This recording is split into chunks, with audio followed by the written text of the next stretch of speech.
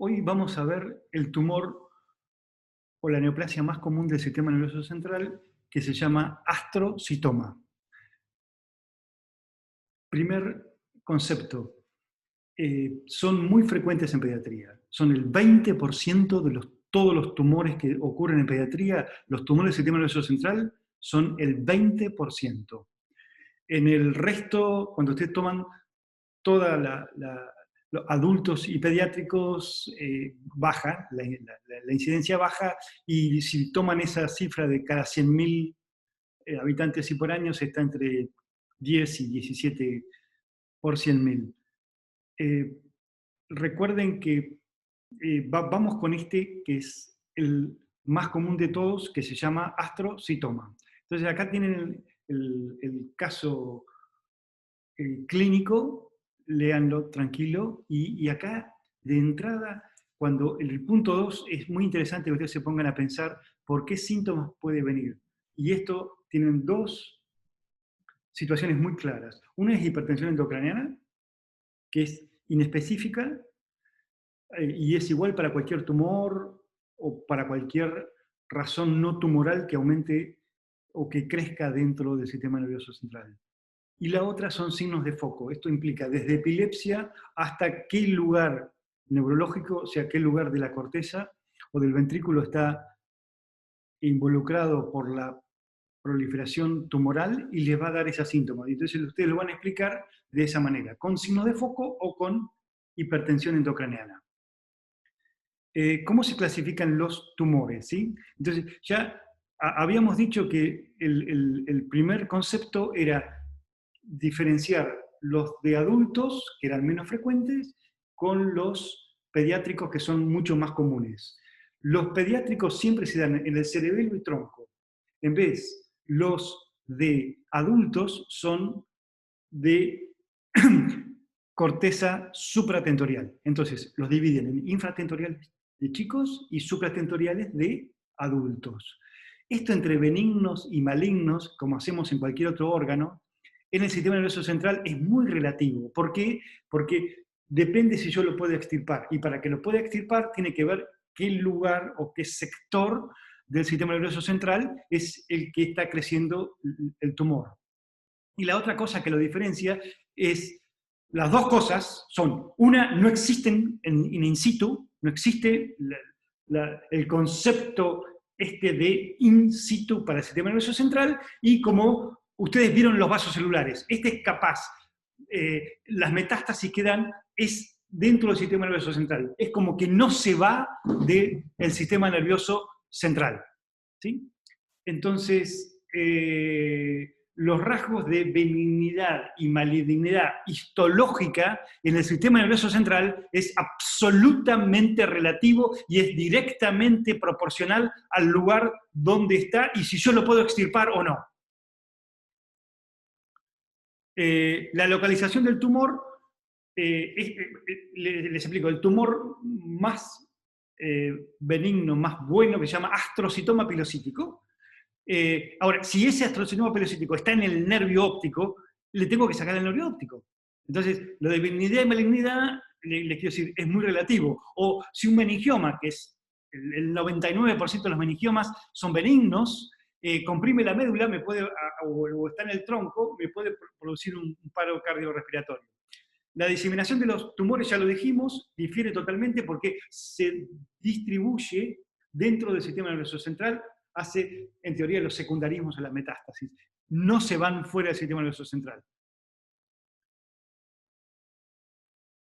Los 5 tipos de tumores o neoplasias son los gliomas, los de las neuronas, unas cosas se llaman embrionarias, y ahí ponen 2 puntos y ponen meduloblastoma. Chicos, tronco cerebelo y cerebelo. ¿Sí? Se llama meduloblastoma con las 4 formas moleculares diferentes. Después estaban los meningiomas, y lo último, ¿se acuerdan esto de la microglía y macroglía? Y la microglía serían el sistema de defensa o el sistema inmune, y ahí está representado por la contraparte oncológica que se llaman los linfomas. Siempre que los linfomas están en una víscera o en un órgano son no Hodgkin. O sea, los linfomas se dividen en Hodgkin y no Hodgkin. Cuando están en un órgano, hígado pulmón, estómago o sistema nervioso central, testículo, siempre son no Hodgkin. ¿Sí? El linfoma de Hodgkin odia las vísceras. Y por último, hay unas células germinales, que es las que vieron en testículo y en ovario, que se pueden dar en cualquier lugar de la línea media, pero en la pineal se pueden dar. ¿Sí? Entonces, los criterios histológicos, que es igual para todos los gliomas, ahí pueden aplicar una palabra aramea que se llama AMEM, ¿sí? Que esto quiere decir A de atipía, M de mitosis, E de proliferación endovascular o endotelial y N de necrosis. Entonces, ahí van a tener los grados diferentes de gliomas. ¿Qué son los gliomas? Que me lo pasé, son los tumores de la glía. ¿Sí? ¿Qué era la célula de la glía? ¿Se acuerdan? El protoplasmático y las variantes que ustedes vieron en histología normal de la membrana hematoencefálica, y además estaban los oligodendrocitos y las células del epéndimo, que van a formar los ependimomas y los oligodendrogliomas. Este grupo son los más frecuentes, ¿sí? Dentro de los primitivos. Y para redondear, uno podría decir groseramente, el 70% de los tumores del nervio central son primitivos, o sea, son algunos de estos 5 tipos. Obviamente los más comunes son los gliomas. Y el 30% son metástasis. Ya dijimos lo de la MEM, como ustedes lo gradúan histológicamente. Entonces, de estos no infiltrantes, o más o menos localizados, hay uno solo, se llama pilocítico, que es un astrocito que ustedes no vieron en histología normal, que tiene un citoplasma delgado que parece un pelo, o un capilar, y a eso se lo llama pilocítico, ¿sí? Es el único que tiene esta característica, y ahora vamos a ver histológica y macroscópicamente. Y los otros se llaman astrocitomas infiltrantes en general, ¿sí? El astrocitoma pilocítico obviamente son de pediatría o de adultos jóvenes, y como nos decía nuestra mnemotécnica, son todos infratentoriales, o sea, debajo de la tienda del cerebelo, ¿sí? Puede agarrar nervio óptico, recuerden también, y se podrían presentar mucho menos frecuente en hemisferios cerebrales. La otra cosa que tienen los astrocitomas, que yo me olvidé de comentársela, es que pueden formar como pequeñas vacuolas dentro del citoplasma. Y esas vacuolas se pueden fusionar con otras vacuolas de otro astrocito neoplásico. Y ese a su vez con 2 más. Y así con otros 16. Y pueden formar esas vacuolas que se van fusionando como pequeños laguitos. Y esos laguitos le forman como grandes mares, que ellos llaman quistes. Eso es como se quistifican. Entonces, los astrocitomas se pueden presentar o tumores sólidos o se pueden presentar como quistes o mixtos, sólidos y quísticos. Esta es la clasificación de la Organización Mundial de la Salud. Y acá tienen un astrocitoma pilocítico en cerebelo que ha formado una gran masa quística. Le vuelvo a insistir, esto es por fusión, que se vacuolizan y se van uniendo unas vacuolas con otras, y le puede venir a la consulta por una gran. Pero otra vez, volvamos, esto es AMEN 0 o AMEN 1, pero fíjense en dónde estaba y lo que le costó a este chico, ¿no? Obviamente que fue mortal para esto, ¿sí? En la microscopía, bueno, eso que se llama GFAP, se llaman proteínas gliofibrilar ácida. La proteína gliofibrilar ácida es una de lo que nosotros llamamos filamentos intermedios. ¿Se acuerdan del filamento intermedio? ¿Qué es el filamento intermedio? Es el citoesqueleto. O sea, eran filamentos que medían no tanto como los microtúbulos, pero eran más gruesos que la actina. A ese grupo se llaman, que es lo que le dan la forma y las conexiones intracitoplasmáticas a las células, se llaman filamento intermedio. Para nosotros, ¿por qué esto es terriblemente importante? Porque fue la primera gran revolución que hubo en la patología después de la hematoxina y eosina y las técnicas de tinción, como el PAS o el tricrómico. ¿Por qué? Porque esto, con un método antígeno-anticuerpo, nos permitió diferenciar, marcando a los filamentos intermedios, a qué familia pertenecían, ¿no? Esto como la aristocracia. Si eran de ciertas, por ejemplo, si eran epiteliales iban a tener citocreatinas, si eran musculares iban a tener desminas, si eran del mesodermo iban a tener bimentina, o si eran de la glía iban a tener proteína gliofibrilar ácida. Entonces, ¿a nosotros qué nos permitió esto? Decir que esto pertenece a tal grupo, no que es benigno o maligno. sino que pertenecen a este tipo de familia o troncal, ¿no? Entonces, dijimos los microsquíticos, los fibrilares. Las fibras de Rosenthal son acúmulos agregados de estas proteínas gliofibrilares con neurofilamentos. Ahí lo tienen, lo blanco, los núcleos son los astrocitos, y fíjense cómo se van formando vacuolas, y van formando grandes vacuolas, ¿sí? Esto que parece como un treponema rojo, un treponema comunista, son las fibras de Rosenthal, ¿sí? Esto es característico de los pilocíticos. ¿Sí? Ahí tienen, ¿no? Otra vez esto que parece como un sacacorcho, como un treponema pálido, es la fibra de Rosenthal cuando está bien, y esto se puede presentar no solamente en el pilocítico, se puede presentar en gliosis, alrededor de un craniofaringioma, por ejemplo, o enfermedades demielinizantes raras, como la enfermedad de Alexander. ¿Sí? Bueno, ¿qué es lo más importante en los últimos 20 años? Es medir una enzima del ciclo de Krebs que se llama isodritato desinhogenasa, la IDH1 o IDH2. ¿Por qué? El pilocítico no está mutado nunca, pero el resto de los astrocitomas, todos tienen mutada, lo cual hace que pertenezcan a esta familia, que se llaman astrocitoma de bajo grado. Entonces, todos los astrocitomas tienen mutada la IDH, excepto el pilocítico, que es muy buen pronóstico, y el pilocítico lo que tiene es una alteración molecular en el BRAF. Bueno, otra vez, lo mismo, ¿no? Pilocíticos, forma de pelitos, ¿sí?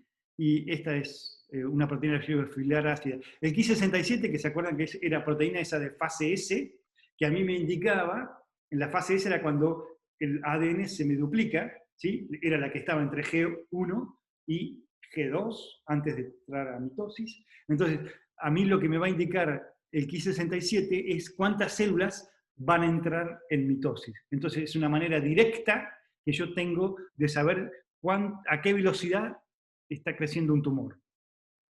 Entonces, los astrocitomas infiltrantes dijimos, uno solo localizado es el pilocítico, el que no tenía mutada la IDH. ¿Sí? Todos estos astrocitomas infiltrantes tienen la IDH mutada y son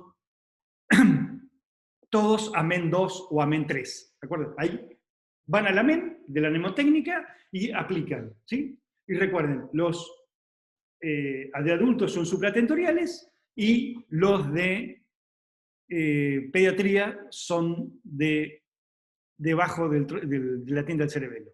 ¿Sí?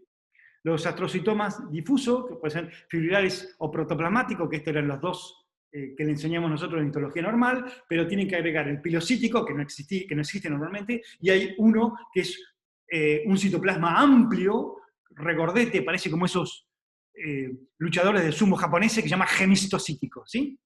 La macroscopía ya lo vimos, es absolutamente infiltrante, les vuelvo a insistir, el único localizado es el pilocítico. ¿Sí? Entonces todos los demás son infiltrantes. ¿Sí? Obviamente la proteína que van a tener es la giofibrilar ácida, que se acuerdan que era el filamento intermedio, ya saben lo que son los filamentos intermedios, que se marcan con la inmunistoquímica y que me demuestra que a mí que esto es un astrocito y que no es una neurona y que no es de la microglía, o sea que no es un linfoma no Hodgkin, por ejemplo, para que tengan en forma breve y brutal para qué serviría la inmunólogo, ¿no? Otra vez, miren, todos estos redondos que parecen como vacuolas de grasa, en realidad son pequeñas lagunitas que se han hecho. Entonces, ven cómo ese se va uniendo con este, y todos estos nacieron de pequeñas vacuolas, ¿no? Que se van fusionando. Esta es la razón por la cual se pueden presentar o quistificados como masas quísticas o sólidos, ¿sí? Entonces, ahí lo que van a medir son otra vez el endotelio, cuánta proliferación vascular tienen, cuántas mitosis, cuánta necrosis y los núcleos. Cuando hablan de pleomorfismo nuclear, recuerden siempre que los patólogos lo que miramos son el tamaño de los núcleos y si son diferentes o son todos iguales. Ahí tienen marcado con el cromógeno marrón oscuro la proteína gliofibrilar ácida, el filamento intermedio que pertenece a la familia como si fuera aristocrático, ¿no? De los Windsor, esto es de la familia de la glía, eso significa. No significa ni negativo, ni cáncer, ni gliosis, ni nada. Significa que es glial. Ahí tienen otra, ¿sí? De una proliferación, fíjense que ya los núcleos comienzan a ser de diferente forma y tamaño, ¿no? Entonces, la atipía ya es diferente. Bueno, esta es la conclusión. Entonces, recuerden, lo más importante para ustedes hoy que estamos midiendo son lo molecular. ¿Qué es lo molecular? Hay una enzima del ciclo de carboxílico, el ciclo del señor Krebs, que se llama isocitrato deshidrogenasa, IDH. Hay dos tipos, el 1 y la 2. Curiosamente, lo que se sabe es que todos los astrocitomas de bajo grado no tienen la IDH normal, todos la tienen mutada. ¿Sí? ¿Y eso qué significa? Buen pronóstico. ¿Por qué? Porque los que no la tienen son glioblastoma, que es digamos, la forma anaplásica o la de peor pronóstico dentro de los astrocitomas que lo van a ver en otro problema. La otra es la ausencia de una proteína rara. Esto es porque ahora tenemos un método que se llama secuenciación, que nos permite ver qué proteína se está generando el tumor en tiempo real. Y esta es una proteína de una enfermedad bastante extraña, bastante rara, que es la alfa-talasemia con retardo mental asociado al X. Esto es lo que dice la TRX. O sea, curiosamente, el mensaje es muy breve. Se vio que los gliomas de bajo grado no expresan esta proteína. O sea, el gen está apagado, está suprimido, ¿sí? Se llama ATRX negativo. Y la otra, que es extremadamente importante, que lo sabíamos nosotros desde hace más de 100 años, era que todos los oligodendros le faltan el brazo cortito del 1 y el largo del 19, la famosa codeleción 1P19Q. ¿Y esto qué significa? También buen pronóstico. ¿Sí? Entonces, hoy tiene un impacto lo molecular, que es IDH mutada o IDH salvaje o normal. ATRX está expresada o no está expresada, y la codeleción 1P19Q. La otra cosa que apareció en los últimos fue una mutación en la histona. ¿Se acuerdan que nosotros tenemos 3 tipos de histona? ¿No? La H1, que la que estaba abajo, la H2 es AB, la 3 y la 4. Lo que se descubrió era que todos los gliomas de la línea media, lo que es la protuberancia, y del vermis, los gliomas tenían una alteración en la histona 3 por una pérdida de la lisina, de un solo aminoácido.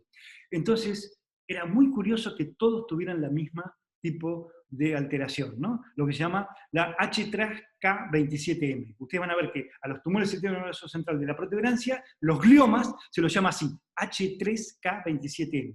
¿Por qué esto es ¿Por qué? Porque si yo entiendo cómo se produce un astrocitoma molecularmente y sé dónde está, yo tengo balas mágicas o fármacos pequeños que pueden bloquear o neutralizar esta alteración. Y con esta idea yo podría curar o reducir la masa tumoral en forma fascinante. Acá les muestro, esto es para que vean nada más, miren, no me importa que lo sepan, pero esta es la clasificación de la OMS del 2016, y fíjense, todo es, lo único que importa es, ¿la IDH está normal o la IDH está nativa? ¿La IDH es normal? ¿Hay una codeleción 1P19Q o no? Junto con el IDH. ¿Por qué? Porque sabemos que esos van a tener un mejor pronóstico que los otros. Y van a responder a la terapia y a la quimioterapia y al rayo de maneras diferentes y distintas. ¿Sí? Bueno, el Ki67 es más alto, obviamente, que los de bajo grado. O sea, el AMEL 1 va a tener un Ki67 bajo o nada. En vez, a medida que ustedes suben en los AMEN, van a tener Ki67 más altos. ¿Sí? Igual que en la mama. ¿Se acuerdan que en la mama que había 3 cánceres moleculares? ¿Sí? Los receptores, los ER2 y los triple negativos. Ahí el Ki también tiene mucha importancia. Porque, por ejemplo, si tiene 25% de Ki, yo lo llevo a quimioterapia. O sea, el Ki hoy es un marcador para muchos tumores. ¿Sí? Entonces, las alteraciones genéticas o moleculares, recuerden, y les vuelvo a insistir con esto, porque esto es lo único que ha aparecido que nos está tratando de cambiar la idea. Fíjense, es tan loco esto que a mí ya no me importa qué tipo de astrocitoma es, ¿no? Si es epéndimo. A mí lo que me está importando es si tiene IDH1 y IDH2, porque yo ya sé cómo va a estar, y esto está generando línea de investigación de si yo puedo entrar con un blanco molecular o terapia dirigida, ¿no? El gen ATRX ya dijimos, y la codeleción 1P19Q, ¿sí?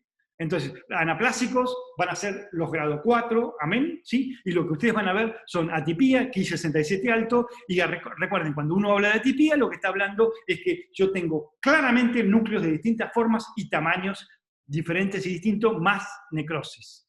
¿Sí? Este es el gemistocítico, que le dijimos, viene una palabra alemana que dice Hamstusen, que quiere decir hinchado grande, ¿sí? Adiós, astrocitomas.